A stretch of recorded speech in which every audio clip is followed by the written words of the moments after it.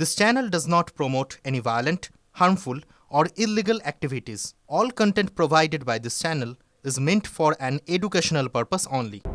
নমস্কার, full and ফাইনালের এই পর্বে আপনাদের সকলকে স্বাগত জানাই। আপনাদের সঙ্গে আমি মঞ্জিরা, আর আমার সঙ্গে এই মুহূর্তে নিউজ ডেস্ক থেকে রয়েছে মধু কল্পিতা।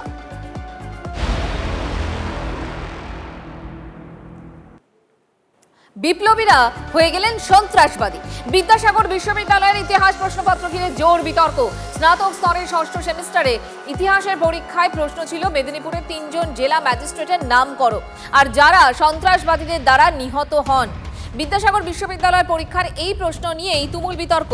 প্রশ্নপত্রে ভুলের জন্য বিদ্যাসাগর বিশ্ববিদ্যালয় কর্তৃপক্ষ দুঃখিত এবং ক্ষমা প্রার্থী জানিয়েছেন বিদ্যাসাগর বিশ্ববিদ্যালয়ের উপাচার্য দীপক কর। বিপ্লবীদের সন্ত্রাসবাদী আখ্যা দেওয়া হলো কেন, প্রশ্ন শিক্ষা মহলের একাংশের।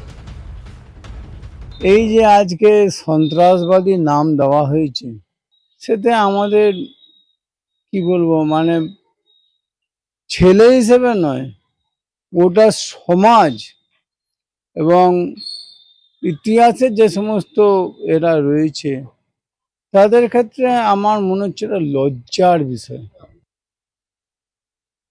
এই যে প্রশ্নপত্রের মধ্য দিয়ে ছাত্রছাত্রীর মহল এবং সমাজের সর্বস্তরের যে বার্তা গিয়েছে তা অত্যন্ত নক্কারজনক। আমরা এই প্রশ্নপত্র বা এই ধরনের যে প্রশ্ন তার তীব্র ধিক্কার এবং প্রতিবাদ জানাচ্ছি। অবিলম্বে আমরা বিশ্ববিদ্যালয় কর্তৃপক্ষ এবং ইতিহাস বিভাগের যে ডিপার্টমেন্ট রয়েছে তাদের কাছে দাবি করছি এই বিষয়ে তারা প্রকাশ্যে ভুল স্বীকার করে ক্ষমা চাক। তীব্র প্রতিক্রিয়া এবং রীতিমতো এই বিতর্কে শিক্ষক মহলের একাংশ যে ক্ষুব্ধ সেটা একেবারে পরিষ্কার। এবং এখনো পর্যন্ত উপাচার্যের তরফ থেকে যেটা বলা হয়েছে, বিশ্ববিদ্যালয় কর্তৃপক্ষের তরফ থেকে বলা হয়েছে যে তারা এটা ভুল করেছেন, কিন্তু তারপর কি ব্যবস্থা নিলেন তারা, কোন পদক্ষেপ করলেন তারা? দেবব্রত আমাদের সঙ্গে রয়েছেন, জানাবেন দেবব্রত। দেখো, প্রথমে বলি পদক্ষেপ বলতে ইতিমধ্যেই যারা দায়িত্বে ছিলেন ইতিমধ্যে দুজনকে বসিয়ে ওই পদ থেকে কিন্তু সরিয়ে দেওয়া হয়েছে। পাশাপাশি এই যে ঘটনা, এই ঘটনার পরিপ্রেক্ষিতে কিন্তু বিশ্ববিদ্যালয়ের নাম কিন্তু কিছুটা হলেও কলঙ্কিত হচ্ছে। বিদ্যাসাগর বিশ্ববিদ্যালয়ের যিনি উপাচার্য তিনি অস্বস্তিতে পড়েছেন। তার কথাবার্তাতে সেটা পরিষ্কার যে তিনি ভীষণভাবে বিরক্ত হয়েছেন যে এই ধরনের কেন ঘটনা ঘটলো, এর পিছনে কেন যারা চেকিং করেন, যারা এই প্রশ্নপত্র রেডি হয়ে যাওয়ার পরে তারা তাদের সঠিক দায়িত্ব পালন করেননি কেন, এই প্রশ্নগুলো কিন্তু তিনি নিজেও ইতিমধ্যে করছেন। ইতিমধ্যে তিনি জানিয়েছেন প্রায় 2 ঘন্টা থেকে 2.5 ঘন্টা বৈঠক হয়েছে। আমাদের প্রেস ব্রিফ করার আগে, প্রেস কনফারেন্স করার আগে তিনি কিন্তু বৈঠক করেছেন এবং বৈঠক শেষে তিনি একটা সার্কুলার জারি করেছেন যে সমস্ত বুকসে এই ধরনের ওয়ার্ড আছে সেই বুকসগুলোকে বা সেই রেফারেন্স বুকসগুলোকে কিন্তু এই বিশ্ববিদ্যালয়ের বা এই ইয়ে থেকে সরিয়ে দেওয়ার জন্য এরকম একটা সার্কুলার তিনি জারি করছেন। মানে সব মিলিয়ে কিন্তু বিদ্যাসাগর বিশ্ববিদ্যালয়ের নাম যেভাবে এই ঘটনার সাথে জড়িয়েছে তাতে কিন্তু অস্বস্তি বাড়ছে, বরং কমছে না। কেন এটাকে হাতিয়ার করছে বিরোধী রাজনৈতিক দলগুলি, কিন্তু ইতিমধ্যে হাতিয়ার করা শুরু করেছে। আরেকটা যদি আমি পিছনের দিকে যাই তাহলে কিন্তু দেখতে পাবো যে এই বিদ্যাসাগর বিশ্ববিদ্যালয়ে কিন্তু কয়েক দশক আগে চুনি কোটালের মৃত্যুর ঘটনার পরেই কিন্তু বিরাটভাবে এই বিশ্ববিদ্যালয়ের নাম কিন্তু কলঙ্কিত হয়েছিল এবং সেই রেস কাটিয়ে কিন্তু কয়েক বছর লেগে গেছে।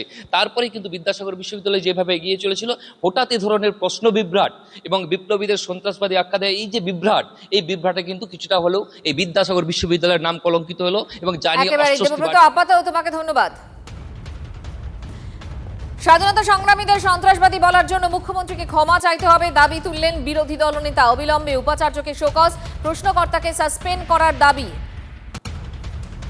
বিমল দাশগুপ্ত, অনাথ বন্ধু পাঁজা, প্রদ্যুৎ কুমার ভট্টাচার্য, শুভ্রাংশু পাল, এদেরকে সন্ত্রাসবাদী বলার জন্য মুখ্যমন্ত্রীকে ক্ষমা চাইতে হবে। কারণ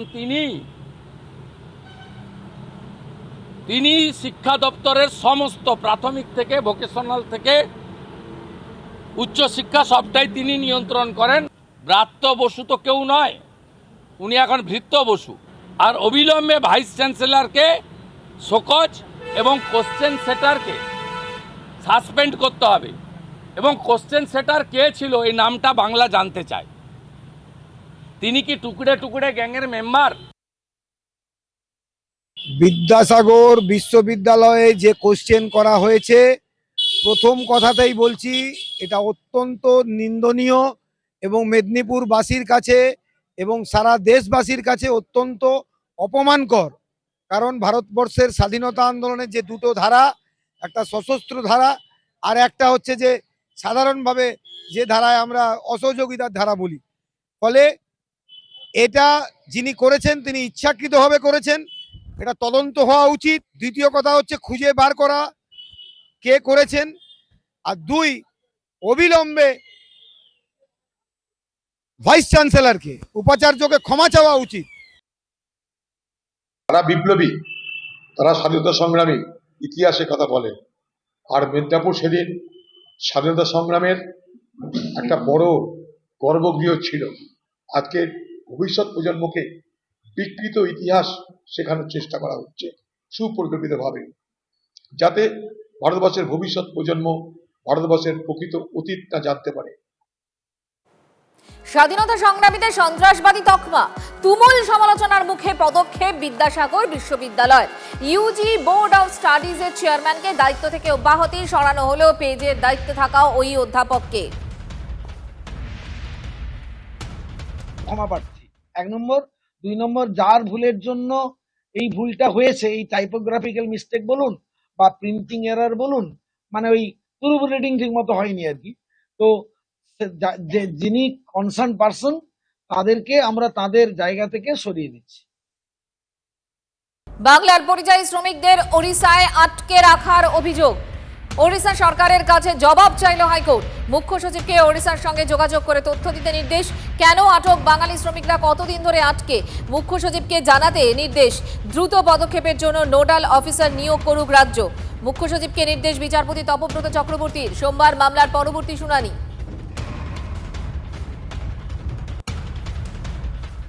বকেয়া 100 দিনের টাকা, শীতলকুচিতে বিজেপি বিধায়ককে ঘিরে বিক্ষোভ।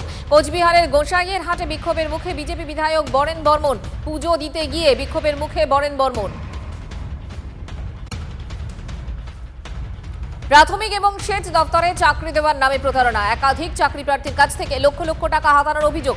সিথি থানার এক কনস্টেবলের বিরুদ্ধে অভিযোগ দায়ের, তদন্তে বাঁকুড়ার বিষ্ণুপুর থানার পুলিশ।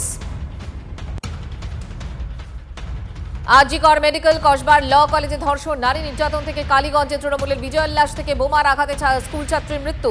রাজ্যে আইন শৃঙ্খলা নিয়ে প্রশ্ন তুলে কংগ্রেসের লালবাজার অভিযান। বদোদরায় ব্রিজ বিপর্যয়ের পর সতর্ক এ রাজ্যের পূর্ত দপ্তর। বাংলার সব ব্রিজের স্বাস্থ্য পরীক্ষা নির্দেশ পূর্ত দপ্তরের। যেসব সেতুর বয়স বেশি সেই সেতুগুলিতে বিশেষ নজর দিতে নির্দেশ। প্রতিটি জেলার পূর্ত আধিকারিক ও ইঞ্জিনিয়ারদের নির্দেশ। বাংলায় ছোট বড় মিলিয়ে ব্রিজের সংখ্যা প্রায় 250। দ্রুত সব ব্রিজের স্বাস্থ্য পরীক্ষা নির্দেশ দিল পূর্ত দপ্তর।